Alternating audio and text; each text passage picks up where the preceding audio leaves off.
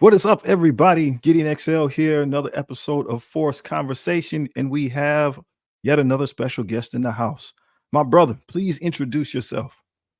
What's up, everybody? I'm BPG, and or Sai, if you want to call me that. It's completely up to you guys. But yeah, I am a fellow content creator of and friend of Gideon, I would say. We've got to know each other pretty well since I started creating content, and yeah, we check in with each other quite a lot. So, been playing Marvel Strike Force now for 620 days, I think it was. I sent to you, or 650 days, something like that. So in the 600-day mark. 600 days. I know you sent it to me. Now I gotta find it.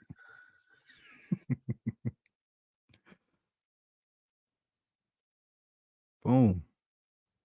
All right, give me a half a second. This is it. Days played. 620. There we go. Look, and that's fresh today. That is 620 right days. Today. Yep. Yeah, and obviously at the end game now. So, hey, meep. What's up, man? What's up, Kieran? Got as Kieran in the house nice as well. To see people coming in. Good. Nice to see people coming in. So 620 days logged in, level 100, 35 million TCP currently. So only a baby where that's concerned, but the 30 million TCP mark seems to be going like super quick. Like literally, it seems to take ages to hit that 30 million TCP mark, and then you hit it and it's just gone.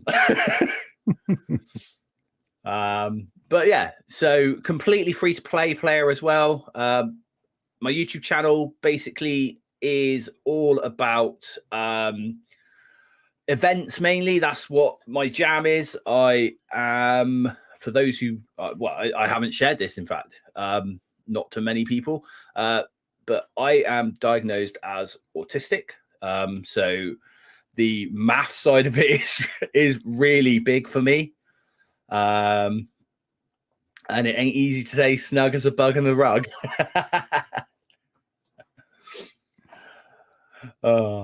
So we basically, I love the math side of things. I always have done.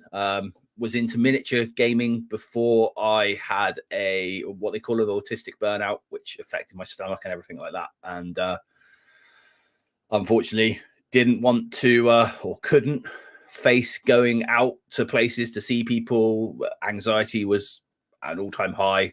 Sorry if this triggers anyone or anything like that. This is real life. This is what happens. And luckily for me, a couple of months after the couple of months into the burnout, I found Marvel Strike Force, and that was something that really helped me and continues to help me to try and stay positive about what's going on within my life. Making content is also brilliant. I love to, I'm quite social as a person, but even though, with the autism, I'm quite a social person, but I much prefer the whole online social content rather than the in-person social content, if that makes any sense.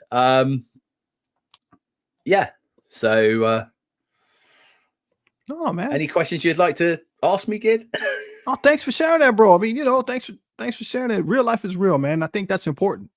You know what I'm saying? Like that stuff is important. It's huge. Yeah. Did you have to? If I can ask, did you have to seek out some help to restabilize? Yeah. So I've had sessions of therapy for it. Mostly because the reflux and stuff I was getting from it was causing almost like heart attack symptoms. Where you were getting pains in your chest, radiating down your arm, everything like you would think you were having a heart attack. And my dad unfortunately passed away from a heart attack when I was at a very young age. So it was almost bringing back like visions, of that moment. So I've been in therapy. I've been in a lot of therapy, a lot of neurodiversity courses, trying to understand this really late diagnosis of autism, really, because I'm now in my 40s, for those who actually don't really care, but they do want to know. So it's quite a late diagnosis, and I've always thought I was a little different to other people, not just the geeky, nerdy side of things, but the whole everything that I do is quite unique, to say the least. And yeah, that was it, really. So fast forward to now, we got the YouTube channel going because I was doing events, mostly written events to start off with. And Gangster KT, good friend of the two of us, he was in the Jetson Squad Discord, which is the sort of community that I'm in. We don't call it a cluster in the Jetson Squad. We call it a community because cluster's a dirty word. But it operates very similar to a cluster. In all honesty, it's basically everyone sharing information, everyone sharing, and helping others, and that's the best part about it. Not just joining one of like a solo alliance, which is good, but when you join a cluster or a community like I'm in, you've got a lot more access to people to help you grow the game, grow within the game, or help, like myself, where I've done roster reviews for players that come in, trying to get them on the narrow path, and that's another thing that people need to do. We talk about staying positive in this game. I know we're one of our topics tonight is just how to stay positive. And I think the easiest way to stay positive in the game is to play the game your way. It's your game. You play it how you want to. So when I do a roster review for someone, I don't sort of go all in and it's just meta based stuff. It's asking them the questions as to what they want to do. Do they have a favorite team? That's the biggest one, because sometimes people pick up the game because they want to play with the likes of, the X-Men or something like that. And you can try and push them down like the most newest X-Men. So for example, if someone was really into X-Men now, I'd push them down the Extreme X-Men team because they're just bonkers good. But sometimes you can't do that. Sometimes they might be into a team like Inhumans, which aren't thingy, but as long as they're happy playing those players, playing those tunes, and they know where to build them to and not really take them beyond, because that would be a waste of resources. And it is a resource management game as well, this. So you need to, fit that into it as well. But as long as they're happy playing it, that's what matters. That's the big thing. And for me, staying in the meta is what makes me happy.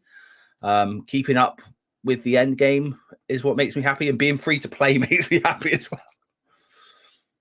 No, I can agree with that, man. I can agree with that. Here's a pro tip, or not a pro tip. I'll share something with you, right? Same thing. I fairly recently myself, I've had some serious struggles with anxiety. I think it's job related, same deal. And I'm just, mental health is important. I'm a grown man. You're a grown man. People got, you got to say this stuff because it's okay. People need to hear this. Same deal. Had to go see somebody, and it's related. We believe it's related to my job. Yeah. And so it's having the face piece on, which I have to have so I don't die. So I have to have it. So it's a very narrow. What am I trying to say? So in other words, for me, I can't use any type of medication because it's a very narrow. Other things don't trigger it. So it's just that one thing. So I had to use techniques. Got to work on techniques and stuff like that. So whatever we got to do, right? What we were trying to talk about earlier is people. And this is the thing. I think mental health needs to be talked about quite a bit, because it's very easy to put it to one side and say, oh, just, some of the older generation might just say, oh, well, just get over it. Well, it's hard. That isn't doable always. That you've got to go through the process of finding those techniques, finding things that work, that allow you to function in a society. And, especially if you're neurodiverse, if you've got ADHD or autism or anything like that, it's tenfold. It's learning social cues again. For That's me, very interesting.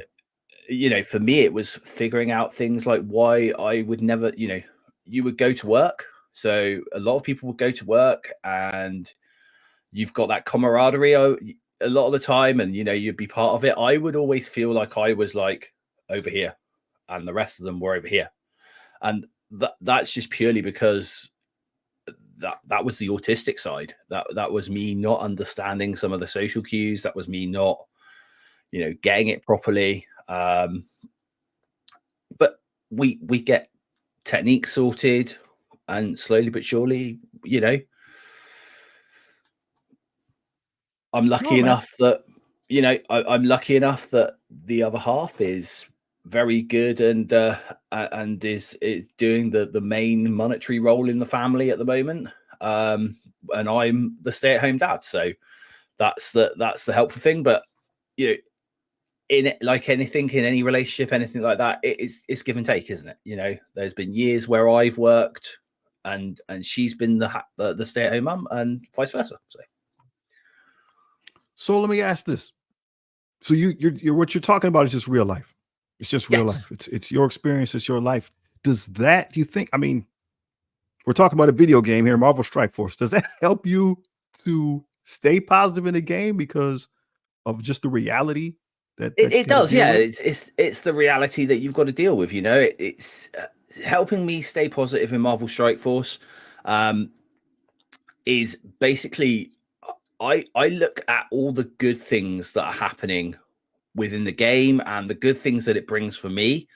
Um, it calms me. It allows me to function properly. It is a real help. So, otherwise I would be somewhere else. If I didn't find Marvel Strike Force, I would have been somewhere else. And that sounds sad, but yeah. No. And I like I think that's another thing. Like the game builds routine, right? The Yep. game builds routine, and having routine in life a lot of times helps to alleviate things, right? If you know, hey, this is when I get up, this is when I eat, this is when I, work out, this is when I got to go to school, this is when I got to go to work, this is when I play my game, right? Like if I have a lot of Exactly. that stuff already in the bag, that stuff's taken care of, it saves you time on one end, so you have time for the other stuff. And then a routine also, like you're saying, it keeps you even, right? Yes. Like Yeah. it keeps, I'm not gonna say keeps you calm, but it keeps you even in the sense that the stuff that's already expected, you already got that part down. Yeah, exactly. Yeah. But yeah, staying another tip to staying positive is finding the right alliance. That's a massive tip to stay positive in Marvel Strike Force. It can be very, very easy to get drawn into alliances that might be either above your, where you are in the game, or that have different views to how you want to play the game. Again, we go back to this topic. It's your game, you play it your way. Some alliances love war.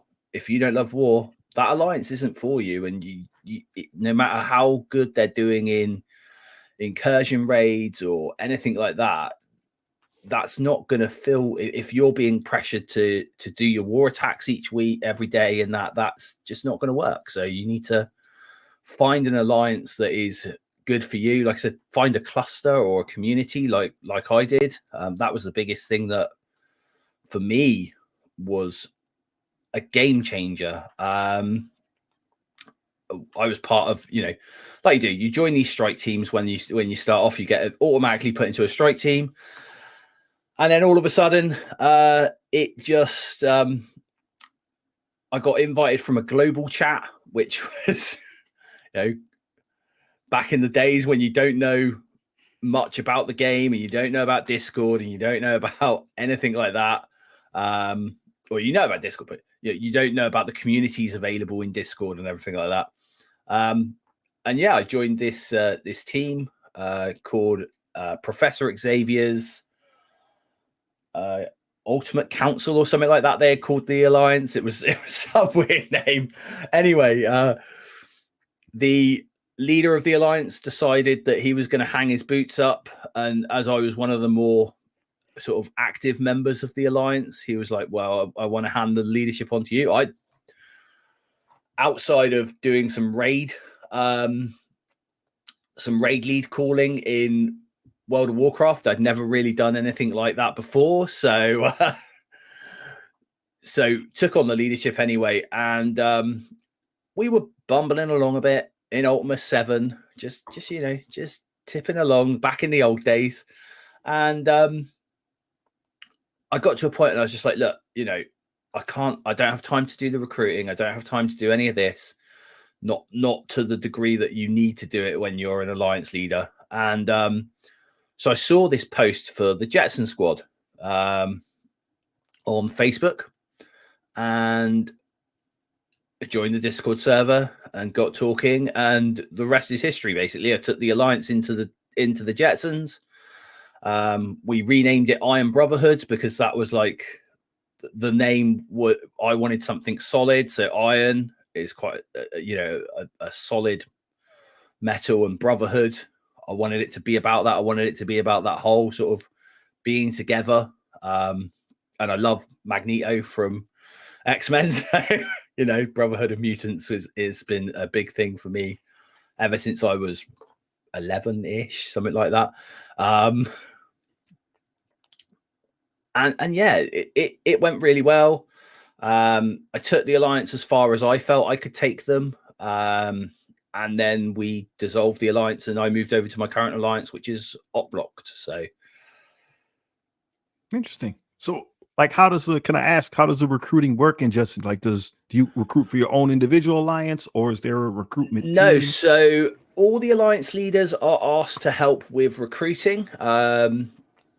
But basically we have different Alliance leaders and community members like myself who will go onto the various platforms and post or talk to people who post in the Discord servers that they're looking for a new Alliance, or talk to the people who post on Facebook that they're looking for a new Alliance. We will go and talk to them, bring them across to the Jetson Squad, and then try and find them a home. But everyone helps out, so it's not all down to you to do it. The main thing you've got to do as an Alliance leader in Jetson is to let the team know what your requirements are every week. So if you're full, if you're not full, if you need 1, if you need 4, whatever, and what you're doing, and keep us up to date. And then that's what happens. That's huge, man. That's huge. I think I told you a story before. I was a captain like 2 generations ago for alliances, and it made me like quit. I quit that alliance because all I was doing was recruiting. And now with the group with the baby account is in no cap, is in the no cap cluster, and it's the same deal. Everybody kind of shares the load. Put the requirements out, and you find somebody, whoever you find a cat, for them where those requirements fit, and then no one person has the burden, and it's easier to keep members, so it makes it less of a job. It's a lot easier to keep members, and some clusters work differently. So some clusters, when you get to a certain level, they'll like push you into a new alliance to go up. We don't do that. We let people stay where they are, and then if they do want to move, they just say, look, I feel like need more of a challenge, or whatever, and they move up through. But it's up to the player. It's not us saying, oh, well, you've gotten to this level now, so this alliance is only for players of this TCP or this level, etc. No, we don't do that. We tend to try and keep people together. We know that the game is built around your alliance generally. That's what keeps a lot of us playing, is the people we play with, rather than not just the game, but the people you play with and the connections you make with those people. That's what keeps you playing the game. That's what keeps you there. So let me ask you this.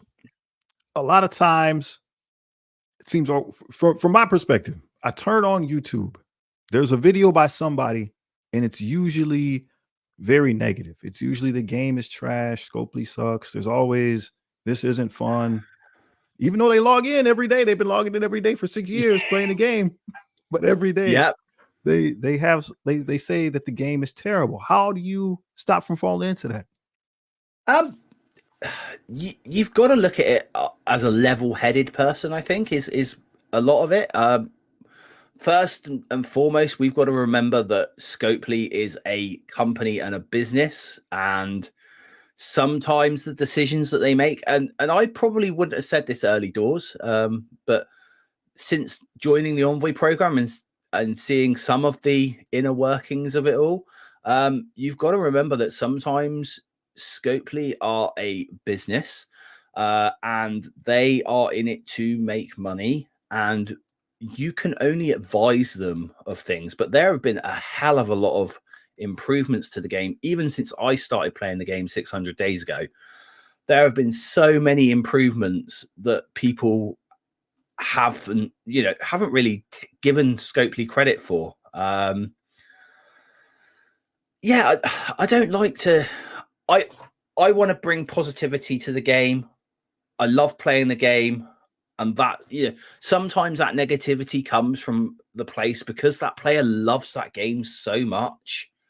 They want the best for it, and that's what I wanted. That's why I went into the Envoy program. It wasn't for anything other than to try and help make this game the best I can try and help make it. Try and help with the events, because I noticed that there was a lot of times where there were mathematical errors in the events that made them unachievable for players.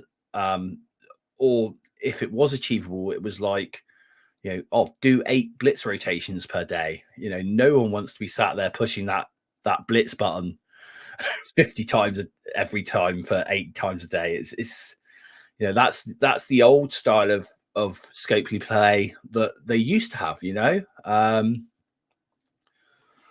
We can go into all sorts of it, but to keep positive, you've just got to remember that they are a company. They need to make money, and people will say they make a lot of money. Well, I actually went and did some research on this, kid, and if you were to look at the game, and let's put this out here to everyone now, there was a website that I found that had the basically revenue per download for Marvel Strike Force. Now, how much do you think they make per download of Marvel Strike Force? Oh man, I got no idea. That's not even a question.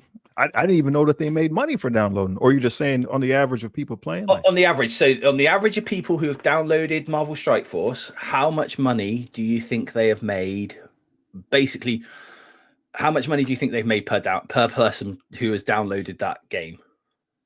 Man, that's an interesting perspective. I got no idea. I don't really spend. So I mean, if they're counting, are you ready for this? That's $20 a month, and if they're counting the free to play, that's free. So $10. You're not far off. $12 per download. $12 per download for a game that's been going for 6 years. Now, as I alluded to back then, I used to play World of Warcraft.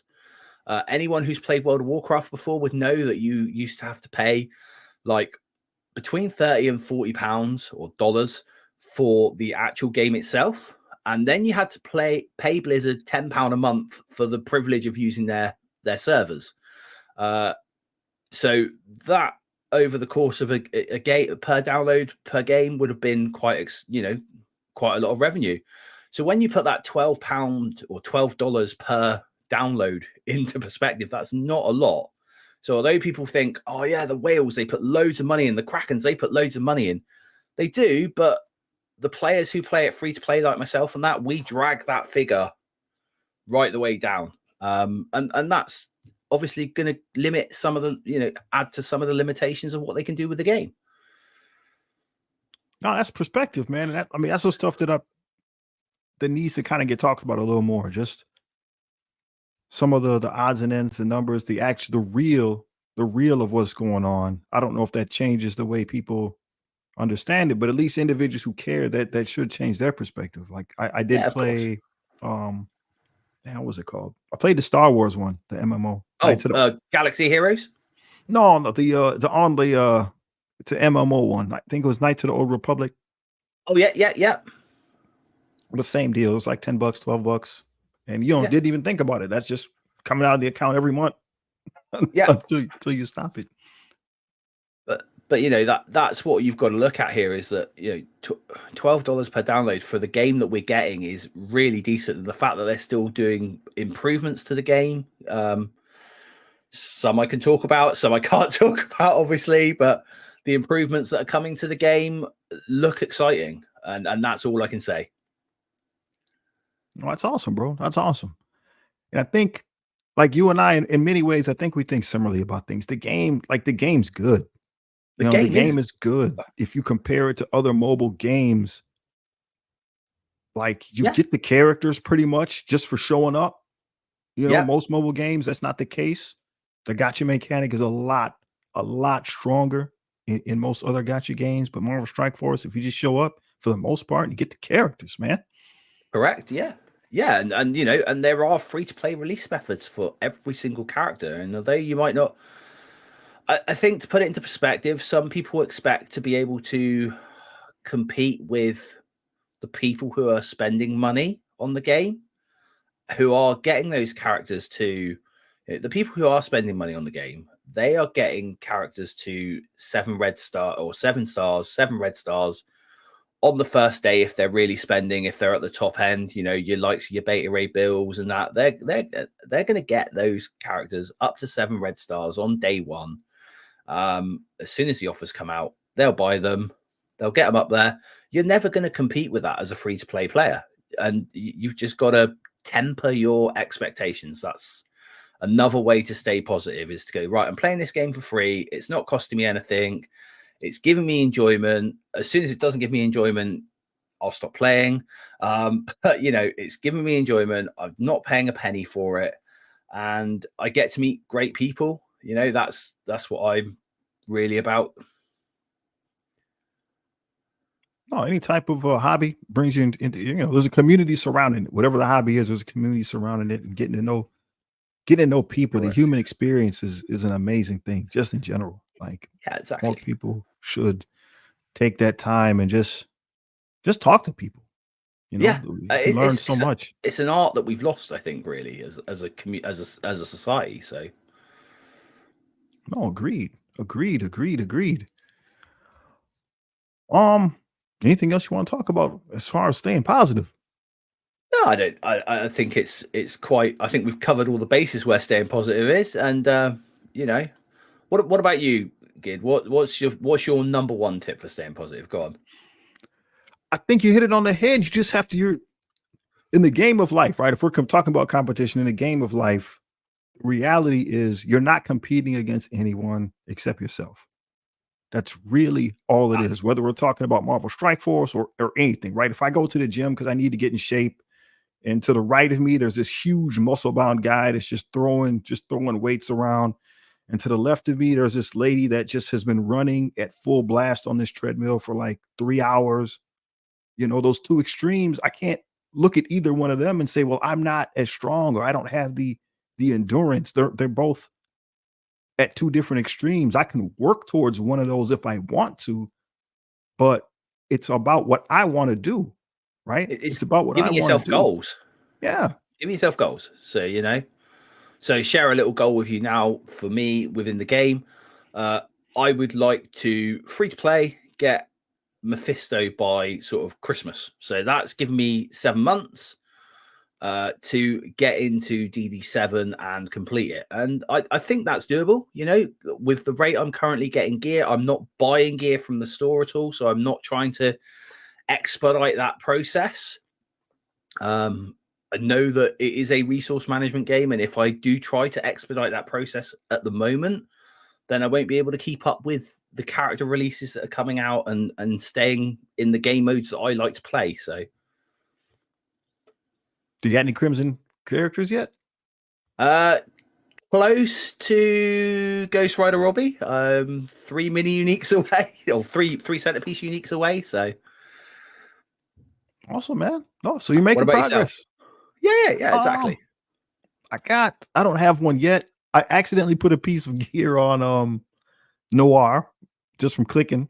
So I put something on him on accident. He's a good choice. You know, I know Beta said on his stream with Taco when they were like doing their sort of like retirement stream, so to speak, retirement from the game. I know Beta was saying there that Spider Society are actually a really good team for the city section of DD7. So if you've got them and you can get them big enough and you can get the crimson gear on them, take them in because they are really good. They work as a team really well. And that was the surprising thing for us as envoys. You know, when we were testing Spider Society on the test server, and I can say this now because it's all out there. But when we were testing Spider Society, there was some serious concerns from a lot of us as to how good the team was. That it wasn't massively brilliant, and there was a few little things that we put to the developers, to Matt Sheets, the combat manager for Marvel Strike Force, and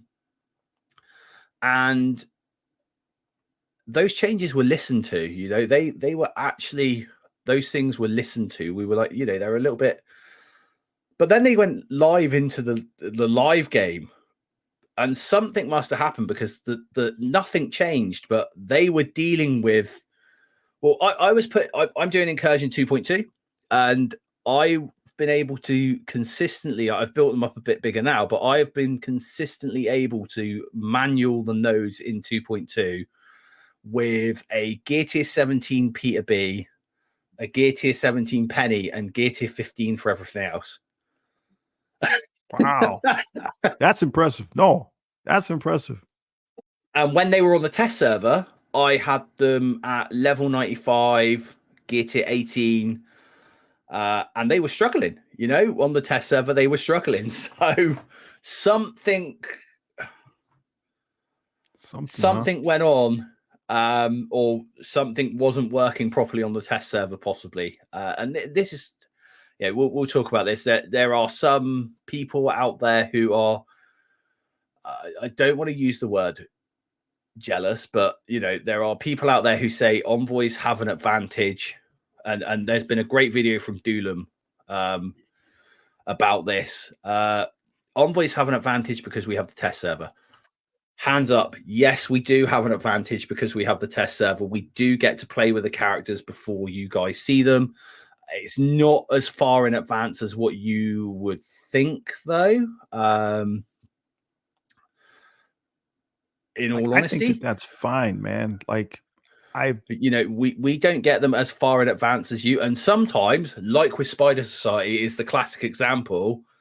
They were, I don't want to say hot trash, but they were like, you know, when we say, oh yeah, raid teams just work in raids, and that was the case. They just worked in raids. We were testing them in Crucible. We were testing them in War, and they weren't performing very well in those two game modes, you know. And now we look at them. I know we've got a raid room for Crucible, but even if you put Spider Society in room 5 in Cosmic Crucible, they still perform really well. You know, so they're much better than what they were when we were testing them on the test server. No, man, I think that it's good that somebody, like, I'm sure, you know, people say that Scopey doesn't play the game. I'm sure they play the game, but like, you want, they do. They do.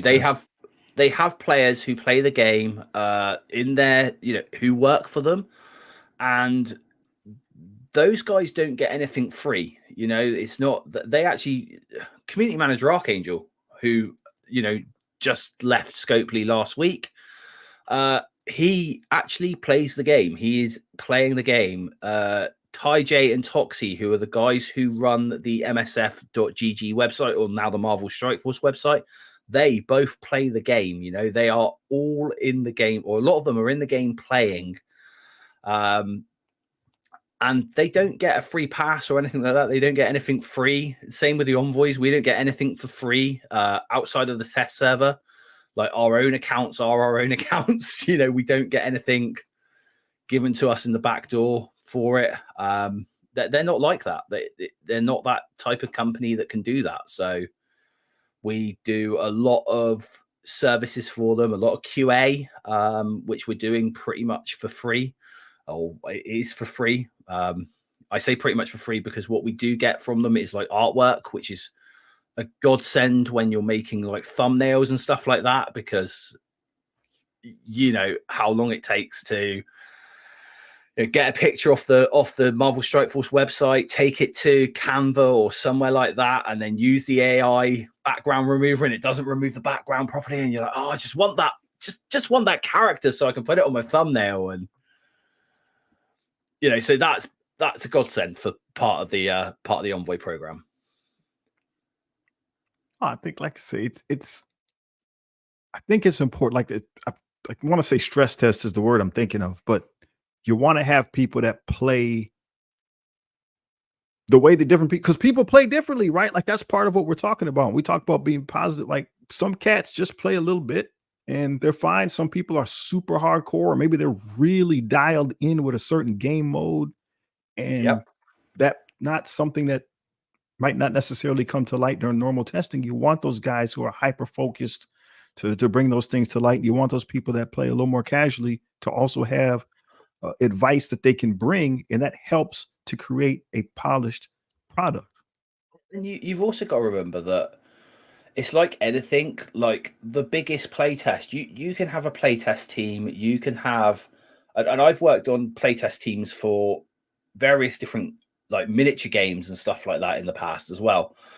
And you can have all the playtesters in the world, and it can get through things because, for example, like the kits in Marvel Strike Force, sometimes they can be understood a certain way. And this is really good. We've now got Matt Sheets, who's the combat director in the Envoy server. He actually sort of comes in and speaks to us every so often in the Envoy server as well. And we can leave questions for him and he'll come and answer them.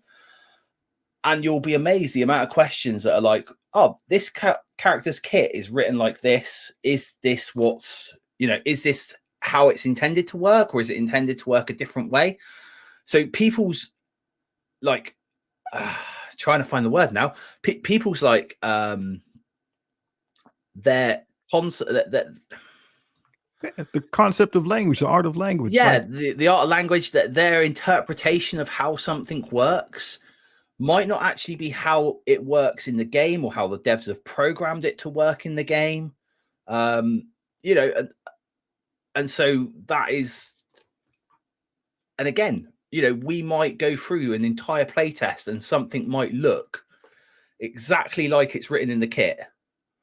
And then it comes to the game and someone goes, oh, that's not working right. That's not how it should work. Why didn't you guys pick that up? And it's like, because it looked like it was working how it was intended to work, So, mistakes can happen. They are only human. They're only human, brother. They're only human. Like I played, I think I told you before, I played Hero Clicks, used to play it a lot and did some tournaments. And once or twice there was a character that would get banned, like, because right, I thought this is how you play it. I'm playing it like this, and another person plays it like that. You're like, whoa, dude, like you're cheating. And they were like, well, no, it says right here. But that wasn't the way that most people understood it. And so now, once again, now that you've thousands and thousands and thousands of people have gotten to touch it, a certain subgroup of the population notices this nuance. They take advantage of it, and either it was intended or it wasn't. And in a game like that for tournament play, if it wasn't intended, sometimes they shut it down. You've only got to look at things like the Green Goblin passive. That his awakened passive ability, that was actually changed in the text because of how it was working in the game. How it was working in the game was how it was supposed to be working, but it wasn't how it was written in the text of his actual ability. And they changed all that. No, that's cool, man. sometimes that's all it is, right? It's just communication. Not even going to say error. It's just getting your point across with the written word, which it makes sense in the mind, but sometimes getting across to everybody with the written word can be a challenge. Precisely. So I did want to ask you about that. Like, we've talked about it some already, but what's it like being an envoy? It's a brilliant experience. It can be frustrating at times because, again, and I've spoke to Beta Ray Bill a little bit in DMs on Discord and stuff like that, and he gave me the best piece of advice I could ever get, because I got to a point where I was getting a little bit annoyed at the events and stuff like that, and things going wrong. You know, the calculations for the events being off, and catching those problems. And I said to Beta, I was talking to Beta, and I was like, I just get frustrated. And he said, the thing you got to remember is you are an advisor to them. They can take your advice or they can't. And ever since I sort of took that on board, that's made it a lot nicer experience to be part of the Envoy program. You go in there thinking you're going to change the world, but at the end of the day, it's their game. They're going to do it the way they want to do it. So we can only advise them. It's the same with the MSFPV. People say, "Oh, the player's voice." You hear it, don't you? You hear it in the rumbles in the jungle. The player's voice aren't doing anything, or it's the Kraken voice, and that can't be further from the truth. It really cannot be further from the truth. Those people, they are only advising Scopely. If Scopely decide to take it on board, or Boundless MSF decide to take that on board, that is up to them. There have been plenty of times where I've gone back to them with feedback on events, and they've gone, "No, this is the way we want to run it." And it's like, okay, cool. That's what you want to do. Iron Patriot was a classic example of this.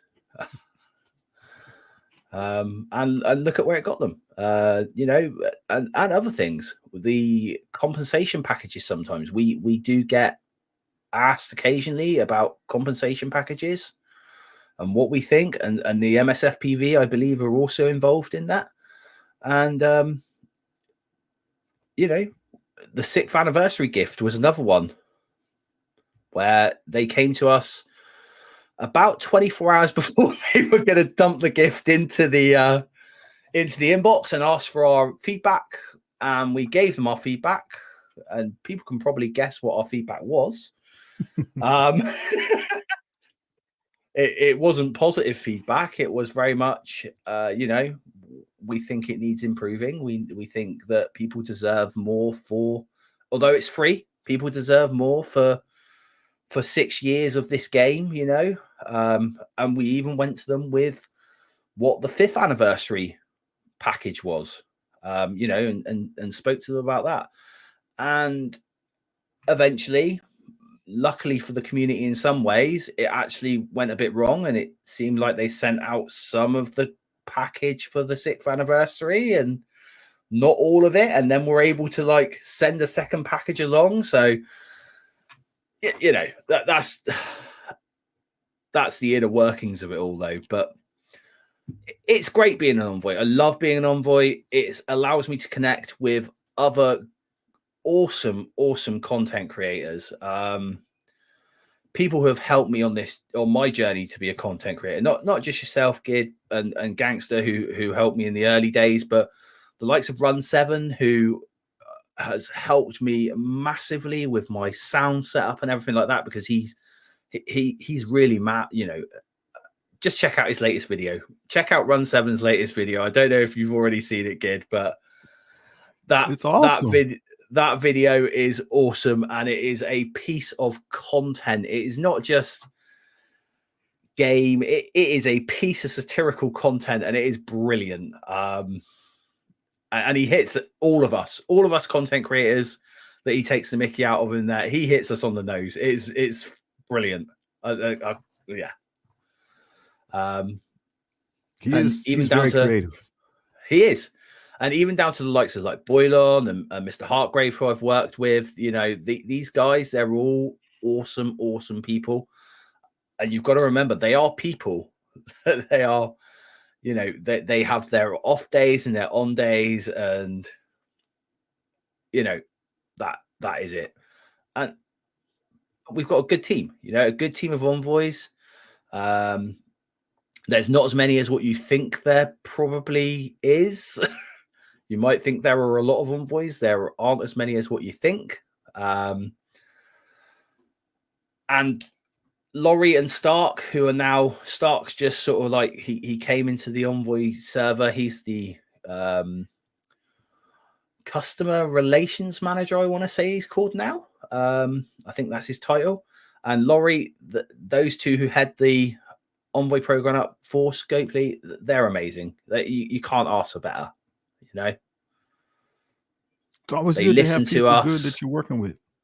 Yeah, they listen to us. They sometimes can come back straight away and tell us, you know, what the company's viewpoint is of it, so that we can understand where they're coming from when they bring stuff in. And that's important. Sometimes, you know, you've got to understand where the company's coming from. Example is the Old Man Logan situation. And we can probably sort of bounce over two topics, because I know we had that as a topic as well, didn't we, Gid? Was Old Man Logan. So the Old Man Logan event and being an envoy involved in that, we didn't get a lot of time to see the Old Man Logan event before it went live to the public. We actually haven't play tested that event at all as envoys. I can tell you that now.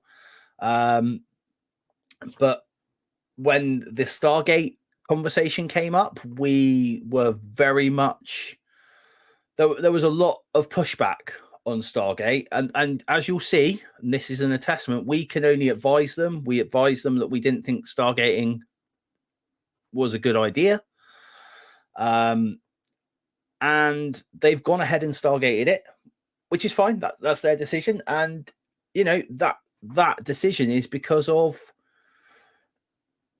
it's a business decision. They weren't really making money from, you know, you can tell this, they weren't really making money from the Scourges, the old fashioned style Scourges. They just weren't making the figures they needed to make. So they've got to change it somehow. And that's reasonable. You know, it's, I know people don't want to hear that, but like you said, they're a business and they got to make money. And we'll figure it out, right? Like a lot of the ideas and stuff that people had. The players I feel really sorry for are the free to play community. I'm fine with. You know, I'm fine that as a free to play player, I don't put any money into the game. I'm still going to be able to walk away from this with a 4-star Logan. Okay, so I'm really happy with that. The people I feel really sorry for are those guys who buy the battle passes, especially with the poor release of Iron Patriot, where, you know, a lot of people only just scraped the 3-star, and then they released Iron Patriot in a battle pass that was joint with another player as well, with another character. So it wasn't like he got the entire battle pass to himself. Those guys that buy the passes, they're the guys I feel the most for, because they're spending $80 every month, and that $80 usually would have got them into that 5-star range. But because of a number of factors, like the poor stars on Starbrand that we got, the poor amount of stars that we got on Iron Patriot, that's actually now locked those guys out of that. So they've been paying $80 every month, and they're in just as bad a position as I say bad. They're in the same position that I am as a free-to-play player. And that's the guys who I really feel for. Yeah, like I won't say any names. You probably saw it in the focus group and the player's voice. There's a couple players that like their accounts look big. Like they got some big accounts, but just because of past precedent, they skipped, let's say, Starbrand. They didn't put as much power like you're saying, or they didn't get as much of the Iron Patriot, and like everything else was like maxed, and they're gonna, because of the way the event works, like you said, they're gonna get the same old man Logan that I am. Yeah. And like, yeah, that part doesn't feel good. And those individuals who are in that situation, that has to be grating. But Yeah, a that's lot of the not a rest of feel it, good situation, you know. My biggest bugbear was the change, the going back to Cabal being needed. Those of you who have or haven't seen my latest video will probably know I am massive into War and not so much into Crucible. And that's because I play this game from a mathematical point of view. And for me, Cosmic Crucible doesn't give back enough to what I put into it. So having to build Cabal for this old man Logan team is really sort of event has really sort of scuppered my usual build plans. Like Cabal would have stayed at level 1 and not been played at all, even though they're a new team, because obviously I knew with old man Logan coming out that we would have a war team coming, and that's the game mode I like playing along with raids. We've just come off the back of 2 raid teams in Hive Mind and Spider Society, so it would have been nice to have had a bit of breathing space, shall we say, but it's not to be. it's all good, man. It's all good. They work good in War too. Cabals, Yeah, they can give you some power to do some hits. But yeah, I know what you're saying. yeah. I know what you're saying. I know what you're saying. We're closing in on that 1 hour mark. So I don't know if there's anything in particular you wanted to touch on. We haven't talked about Spotlight Raids yet, or Alpha Flight, or We can talk about Alpha Flight and Spotlight Raids. We can talk about Spotlight Raids and Alpha Flight. We can cover them both together, really. I think the way that they have done Alpha Flight is really clever. I think having them as a raid, have raid callouts and war defense callouts is brilliant. Hats off to them on that one. Again, most people don't like building war defense teams, and that's understandable. We want to play the teams so that we can actually play them, not so that we can chuck them on a flight deck and never see them play unless you hit the replay button, or you go in there and play against them on like a war practice or a Cosmic Crucible. Those characters we want to play with them. We want to press the buttons. We want to, or if you run 7, press auto. But we want to press the buttons. We want to play with those characters, and to have them sat on defense is sad. And that's my reason why I don't really build war defense teams like Infestation. I haven't built. But so I think it's a good thing that they've got that raid tag as well. I'm really happy that they got that raid tag. I wish Infestation had that done to them. Even if they had put that Gamma Lane in really early into Infestation coming out, I would have been really happy with that. But they didn't, unfortunately. There is a lot of people I see in the community who are asking for Puck for Alpha Flight, and obviously all I can say is that the member that didn't get chosen from the vote, that doesn't mean to say that they're never going to bring those into the game. Just keep that in mind. Just because they lose the vote, same thing with like Man-Thing and Werewolf by Midnight. Just because Man-Thing won, that doesn't mean that they won't bring Werewolf by Midnight into the game at some point. It could come eventually. So just think of it as the fact that with what they've got now,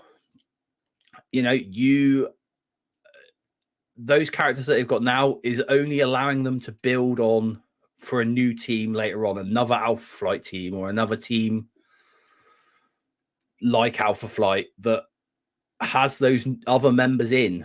They're trying to do their best. The company are really trying to listen to us. They are trying to slow down that release cadence of teams. I remember when I first started, you were looking at teams that were all new. You know, you had all new members, 5 brand new members to build, and now you're looking at 3. So that's a great help. You know.